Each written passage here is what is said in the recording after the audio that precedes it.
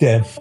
Debt recycling is always a topic of great discussion on these things. So let me be clear what debt recycling is and what it's not. As we said earlier, you can generally deduct interest incurred on monies borrowed to invest. That's a pretty straightforward concept.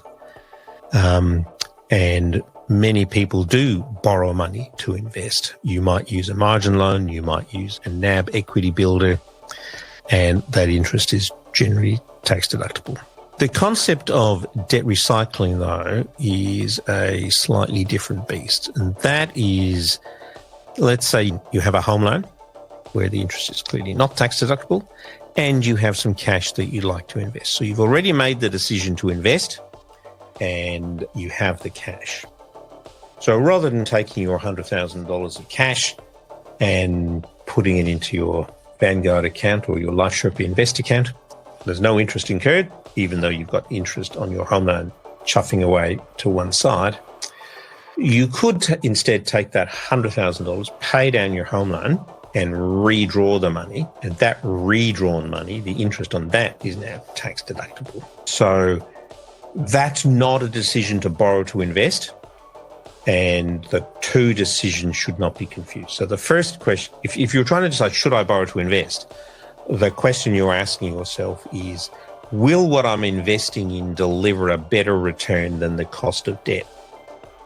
And over time, if you're borrowing money at the home loan interest rate, you borrow money at 5.6, 5.7 today, a growth portfolio should be expected to deliver you 9 to 10 over the long term.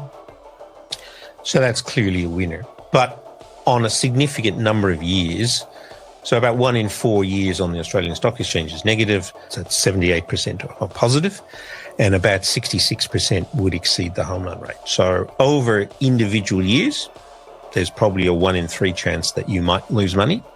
But over decade-long periods, it's highly there aren't many decade-long periods where you would return less than the home loan rate after tax. So that's a decision to borrow to invest. And so a high interest rate sets a higher hurdle for you to make money on the deal. So where home loan interest rates are high, borrowing to invest makes less sense. On the other hand, with debt recycling, you're not increasing your debt. All you're doing is moving debt from the non-deductible column to the deductible column. And in that case, high interest rates are good.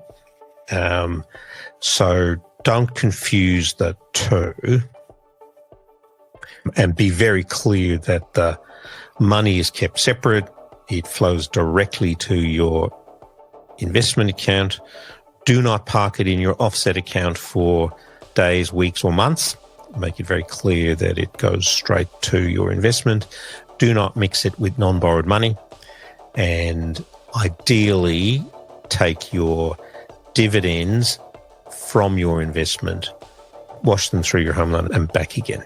So there's lots of traps for young players there. Not all banks play particularly nicely with this, and you just need to get the right advice at the time. So that's debt recycling. That's a very popular strategy with many of our members.